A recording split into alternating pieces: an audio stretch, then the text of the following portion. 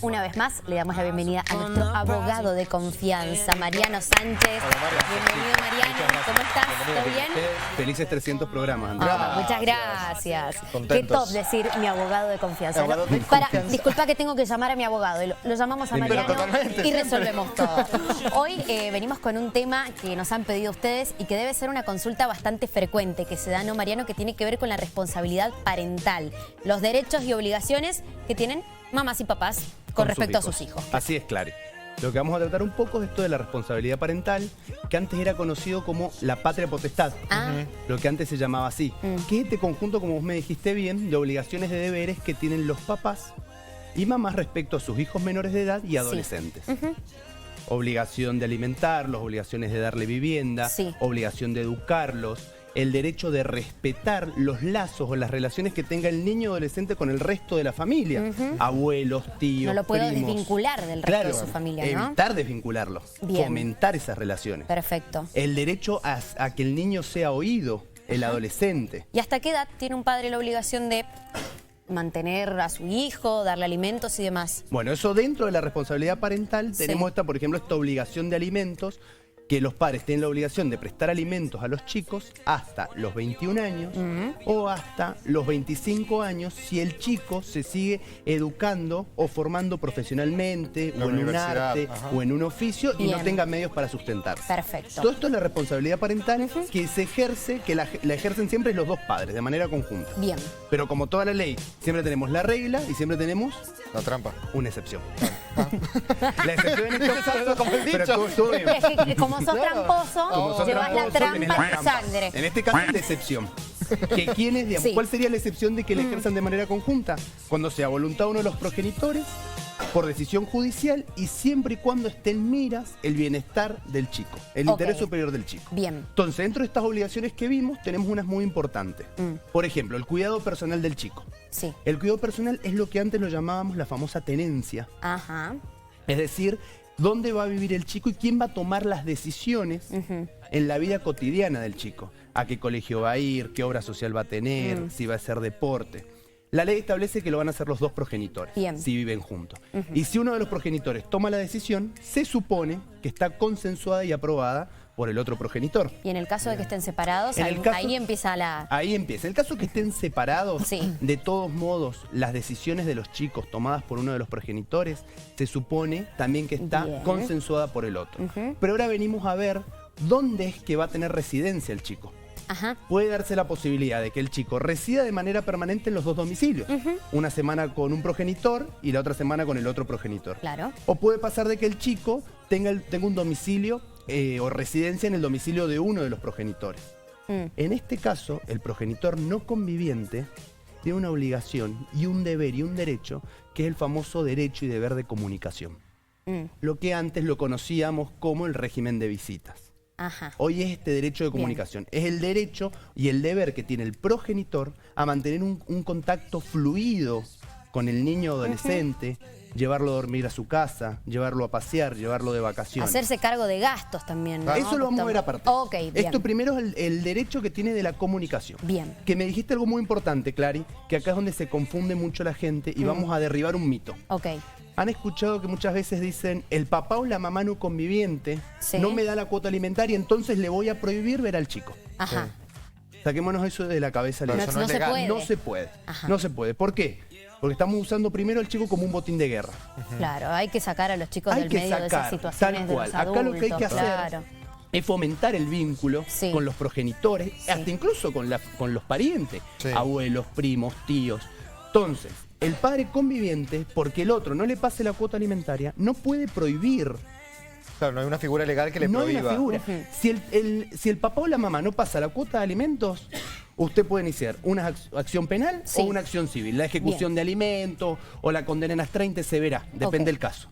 Pero es muy importante este derecho a la comunicación, porque hace el desarrollo del chico. ¿Sí? Dentro de estos deberes, que también lo mencionamos, es esta famosa cuota de alimentos o este deber de prestar alimentos al chico. ¿Quién debe hacerlo? Lo deben hacer. La ley establece que los dos padres, cuando conviven. ¿Qué pasa cuando no conviven los progenitores? Nuevamente se tiene la obligación, si bien recae en los dos progenitores, el progenitor no conviviente tiene que pasar una cuota alimentaria. Bien. Vamos a derribar otro mito más. Han escuchado que a veces dicen la cuota alimentaria es del 40%, es del 30%, es del 20%. Del sueldo de esa persona. No es así. Lo que hay que tener en cuenta acá es la condición y la calidad de vida del niño o del adolescente y la fortuna del alimentante. Es decir, si el chico tiene un buen nivel de vida social, económico, donde va a una escuela privada, donde va a un club, hace deporte, hace actividades extracurriculares, estudia idiomas, el progenitor no conviviente debe pasar una cuota alimentaria respecto a su fortuna para mantener el nivel de vida del niño o del adolescente. Ok. ¿Sí? ¿Qué pasa en el caso del padre conviviente, del progenitor conviviente? Que a veces dice, bueno, el progenitor no conviviente realiza tareas propias al hogar, como por ejemplo, despertar al chico, llevarlo a la escuela, atenderle la cama, hacerle el almuerzo, llevar la rutina, que si bien no implica un desembolso dinerario, pero es un gasto, eso también. Sí, claro. Y eso se debe tener en cuenta al momento de fijar una cuota de alimentos. Es decir, bueno, a ver, ¿cuáles son las actividades que desarrollan los dos progenitores? ¿Quién es el que está más presente en la rutina del chico? ¿Quién gasta más tiempo para hacer de la rutina del chico? Entonces, en base a eso y teniendo en cuenta la calidad y la condición del alimentado, se va a fijar la cuota de vida, la cuota alimentaria respecto al alimentante. ¿Y esta cuota se fija ante la justicia en un contrato? ¿Tiene que quedar establecido formalmente? Sí, claro, eso tiene que estar establecido. No es de palabra. No es de palabra. Claro. Si bien muchas veces, ¿siempre hay que hacerlo de forma legal? Sí, si bien hay muchas veces que los padres ya tienen consensuado la cuota alimentaria y no tienen problemas entre ellos, y a veces el régimen de familia entre ellos se lleva muy armonioso, es mejor siempre establecerlo a través de un régimen de parentalidad, que es un convenio regulador. Estos convenios reguladores se pueden hacer con patrocinio letrado o sin patrocinio letrado.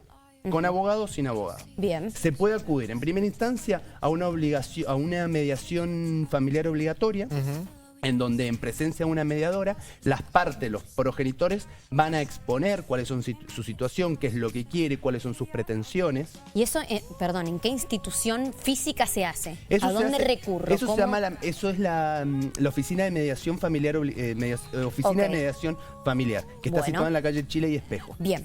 Ahí se realizan, se piden un turno, se les va a dar un turno y pueden acudir los dos progenitores. Bien. Nosotros aconsejamos en esas mediaciones siempre acudir o realizar un asesoramiento previo con un abogado. Porque hay muchas veces que las personas, los progenitores, no saben a qué van esas mediaciones. Y se llevan sorpresas. Bien. Eso estamos hablando de una situación ideal, ¿no? Entre estamos que hablando se ponen de acuerdo, pero cuando la situación se complica, que es muchos casos. ¿A dónde recurro? Cuando la situación se complica y no ha mediado violencia en la familia, sí o sí vamos a tener que ir a esta instancia de obligación de mediación porque es obligatoria.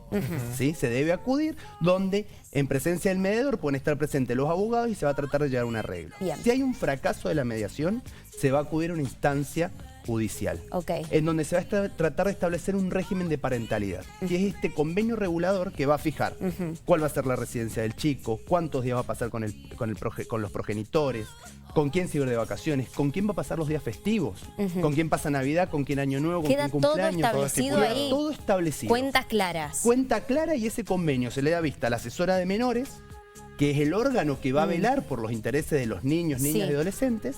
Y si están todos de acuerdo y está bien establecido y no hay ninguna obligación que perjudique al chico, el juez lo va a homologar. Y es muy importante acá, ¿se acuerdan cuando yo les dije en el régimen en la responsabilidad parental que los padres tienen que respetar el derecho del niño a ser oído? Bueno, en este caso es muy importante que el niño adolescente sea oído, que emita su opinión. Porque al fin y al cabo va a recaer sobre él, lo que están decidiendo los padres. Es su vida, claro. Es su vida, cómo va a ser a futuro las necesidades de la familia. Entonces acá los progenitores lo tienen que tener en cuenta. Marian, tengo una consulta de una televidente, Susana, que dice, ¿qué sucede si los papás que están con los hijos una semana cada uno? ¿Cómo se resuelve esa situación? Recién que hablabas del tiempo que se compensa con la parte económica. ¿Cómo resolvería? ¿Cuál sería el no conviviente en ese caso? Porque convive con los dos. Claro, acá lo que se tiene que ver, como le dije al principio, hay que ver el nivel de vida del chico. Es decir, que si uno de los progenitores está en una condición de fortuna mucho mejor que la del otro, y en este caso tiene domicilios indistintos, viven los dos domicilios del chico, el progenitor que se encuentra en mejor condición económica debe hacer un aporte al otro progenitor para mantener ese nivel de vida que lleva el chico. Súper entendido. ¿Sí? Eso es muy importante tenerlo en cuenta. Bien. Otra pregunta más que surge mucho. Si ese régimen de parentalidad que se fijó respecto al régimen de visita a la cuota alimentaria puede ser modificado a futuro. Sí, siempre y cuando cambien las circunstancias del entorno familiar, las circunstancias de vida del chico. Por supuesto, no va a ser lo mismo un convenio regulador de cuando tu hijo tenía 5 años a cuando pasó a tener 15. No son las mismas necesidades. No son las mismas necesidades, las mismas condiciones, las mismas actividades que realiza el chico. Se puede llamar a una mediación nuevamente y volver a fijar esos términos. Y acá el chico de 15 años va a tener una participación mucho más activa. Por supuesto. Si se judicializa, es muy probable que el juez lo quiera escuchar, porque ellos tienen el derecho a ser oídos. Ese contrato lo tenemos, esa mediación queda firmada. Y después si uno no cumple... Bueno, si uno porque claro, está todo bien, dale, pero después del dicho al hecho no, hay muchos que realmente no se hacen cargo. Bueno, ¿a quién recurro? ¿Cómo hago? Claro, hay que ver qué es lo que no cumplió, partamos por ahí. Se puede decir, bueno, no cumplió el tema de la cuota de alimentos, ¿sí? No cumplió el tema de la cuota de alimentos, le da la posibilidad al alimentado de iniciar el juicio de ejecución. Es decir, vamos a retrotraernos, a ver cuánta deuda contrajo, cuántas cuotas no ha pagado y se puede presentar la ejecución de alimentos. O se puede ir a sanciones penales. Ah, se paga un retroactivo en ese caso. Claro, se va a ver la cantidad de cuotas que no ha abonado el alimentante. Pero acá es otra pregunta que surge mucho. ¿Qué pasa si el progenitor no conviviente no cumple con el régimen de comunicación? Es decir, que el progenitor no conviviente que tiene el interés de ir a ver el chico, por ejemplo, no lo frecuenta. Y viene el progenitor conviviente y te dice, che, lo tenía que venir a buscar de viernes a domingo y no aparece. Un mes que no viene. ¿Qué recalco en esto? Esto es un derecho que tiene el progenitor no conviviente. Su incumplimiento, desde el punto de vista legal, no va a acarrear sanciones. Claro, se estaría perjudicando él mismo, no está aprovechando ese derecho que tiene. Él estaría perjudicando el vínculo con su hijo, hija o adolescente. Pero la verdad que es un tema súper complejo que seguramente da muchísimo para hablar, pero bueno, los tiempos en televisión sabemos que son acotados, pero bueno, las dudas más generales y lo que había que hablar del tema lo explicó a la perfección Mariano, así que te agradecemos un montón y vamos a seguir a full con este espacio y con todo lo que nos sugieran ustedes para poder salvar esas dudas sobre temas tan importantes y cotidianos, lamentablemente, ¿no? Pasa mucho, es un tema que se da mucho. Sin dudas. Sí, nosotros siempre los abogados, la justicia, los mediadores, abogamos y velamos sobre todo por el bienestar familiar, por la armonía, porque por más que los padres no convivan, no haya cesado, a la larga siguen siendo familia. Por supuesto. Y cuando hay chicos de por medio es muy importante. Es muy importante. Sin dudas. Gracias, Mariano. Gracias.